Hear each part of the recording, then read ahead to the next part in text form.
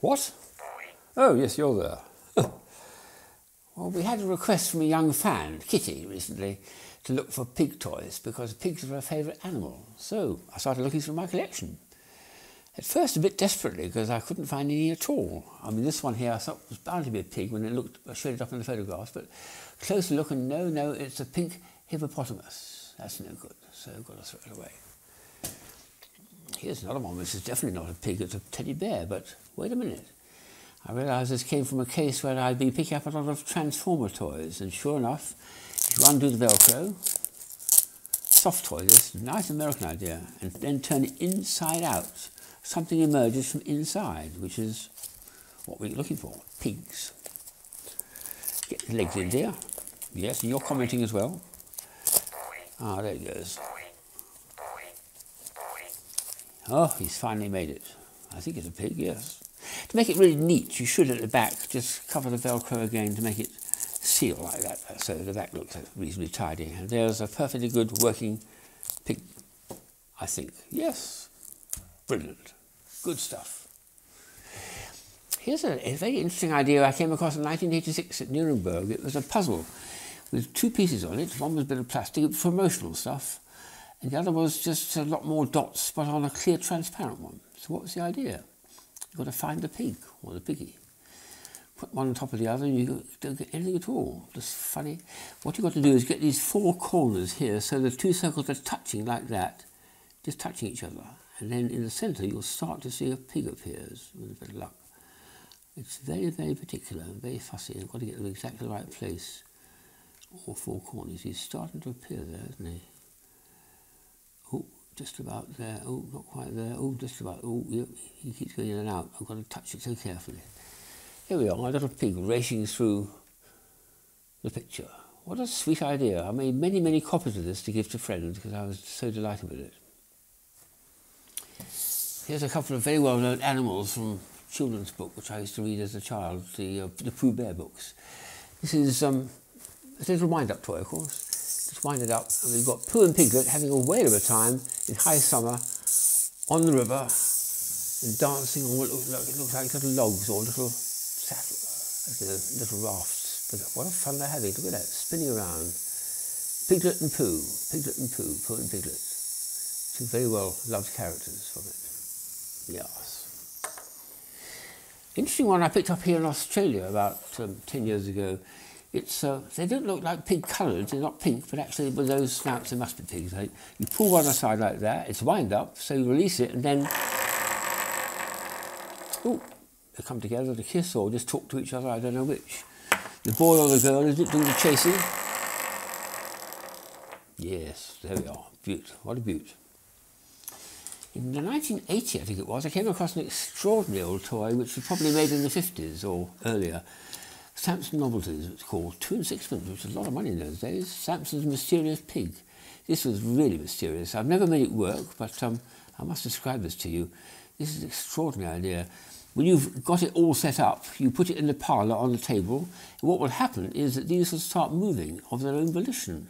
There's no wind in the parlour, no one's moving the table, no one's rocking it. Those things move back and forward, and the tail and the snout move as well. How does it work?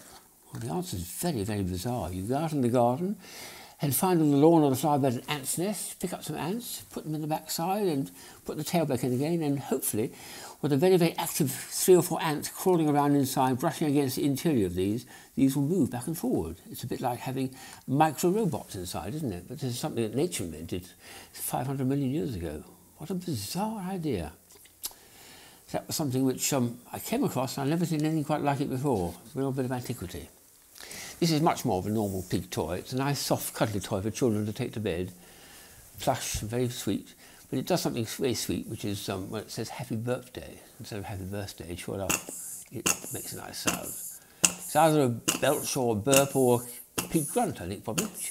I don't know. Nice one, I like it. This is one of the little walking animals, which I'm very fond of. A little gravity toy. You tilt it and it goes down. I'll set it this way like this. It works very nicely too, isn't it, pig? That's beautiful. And have a look at it from the side as well.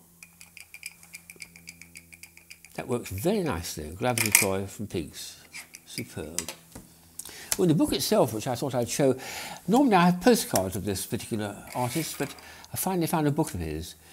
They always say pigs don't fly. Well, in Michael Sower's surrealistic world, they fly and they migrate, and here they are resting in their migration, going from one side of the earth to the other, migrating as they're sitting on a telephone wires, waiting to fly in the air to continue their migration route. What an extraordinary idea. And the front of the book contains a wonderful picture, iconic one of Michael Sower's work. He's a very, very fine artist. He's a skinny dipping. He's skinny dipping, well, he's not wearing any bathing suit, having a lovely cool dip in the pool. And inside are many animals, but there is one more pig to show you, which is called a reckless pig. It's very, very witty. He's well over the speed limit. He's roaring down the road at way over the speed limit, going mad, like a motorcyclist or something. The work of Michael Sower incorporates quite a number of pigs in his artwork, and I love them all. Here's a nice traditional toy bought alive by an American company. They take the old ideas and then reproduce them and do a very nice job of them too. I mean, this is superbly done. It performs well too. It's a Piggy chef, it's called, in the box. Big, large key to wind up at the back. I like things like that. Big, heavy key that the kid feels that he's got to work for his pleasure. Take it out, turn him on, and then keep turning. Oh, he's lost his... bit more turning around to the camera.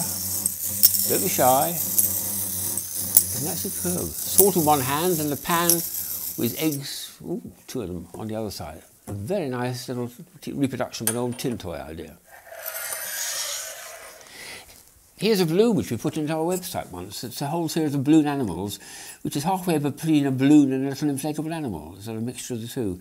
Very strange, interesting, and quite sticky, but it's a lovely feel to it, and it blows up well too.